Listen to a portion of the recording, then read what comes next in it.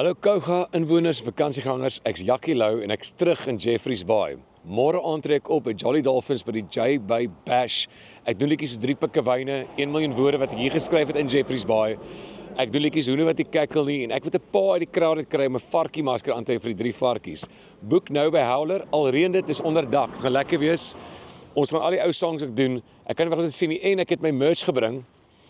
Soos wat ek aan het hierso in my serp en al my merch, maar hier binne is vir die pappas wat nog nie vir die mammas ietsie vir Kersies gekoop het nie. So, hy sê myne voorop. Okay. Maar ek sien julle 16de, Jeffreys Bay, Jolly Dolphins, dit gaan heerlik wees. Boek jou tafel nou by Howler. Early bird tickets is reeds on sale. Cheers.